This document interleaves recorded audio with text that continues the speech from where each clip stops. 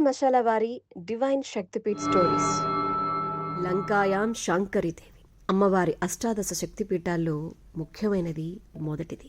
అసలు అమ్మవారి శరీర భాగాలు పడ్డటువంటి ఒక్కొక్క పుణ్యక్షేత్రానికి సంబంధించినటువంటి వివరాలు విశేషాల్లో భాగంగా ముందుగా అమ్మవారి కాలిగజ్జలు పడ్డటువంటి ప్రదేశాన్ని గురించినటువంటి శాంకరీదేవి ఆలయాన్ని గురించి మాట్లాడుకుంటే సాహిత్యం ప్రకారం ఒక కథను చెప్తూ ఉంటారు.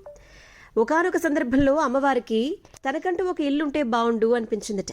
పరమేశ్వరుని దగ్గరకు వెళ్ళి హేరంబుడు స్కందుని తీసుకుని వెళ్ళి మన పిల్లలతో మనం కూడా ఒక రాజభవనంలో ఉంటే ఎంత బాగుంటుంది స్వామి అని అడిగితే పరమేశ్వరుడు నవ్వుతూనే సరే ఉమా నువ్వు ఎలా అంటే అలానే అని చెప్పి అన్నారట. విశ్వకర్మను పిలిపించారట. అద్భుతమైన రాజభవనాన్ని నిర్మించమని చెప్పి ఆదేశించగానే అతను క్షణంలో దక్షిణం వైపుకు ఎగురుకుంటూ వెళ్లి లంకాద్వీపంలో ఒక అందమైన ప్రదేశాన్ని ఎంచుకున్నారట.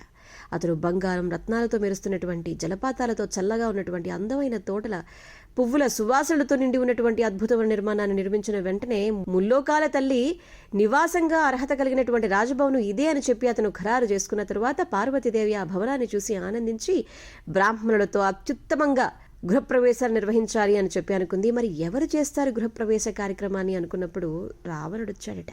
ఓం నమ శివాయ అంటూ అతని గాత్రాన్ని చూసి మెచ్చుకుని సరే చెయ్యు అని చెప్పి అంటే 3 లోకాలకు వినిపించేంత గొప్పగా చేశాడట ఆ కార్యక్రమాన్ని. ఇంకేముంది, అమ్మవారు ఆనందించారు.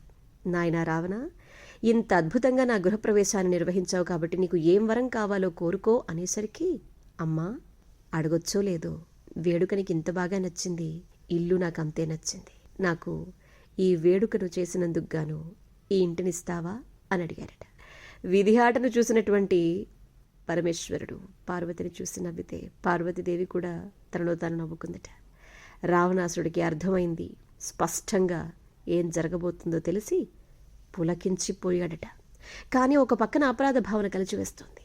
పార్వతీదేవి ఇంటిని దోచుకున్నందుకు సిగ్గుపడ్డాడట.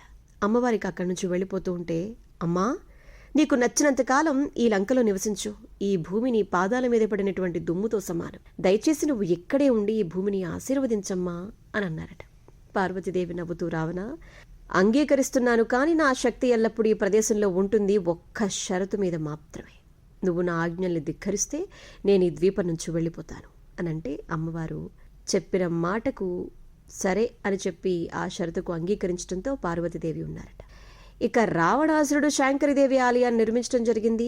సతీదేవి కాలిగజ్జలు పడ్డటువంటి ఖచ్చితమైన ప్రదేశం అది. ఆలయం నిర్మించారు. అద్భుతమైన కొండ.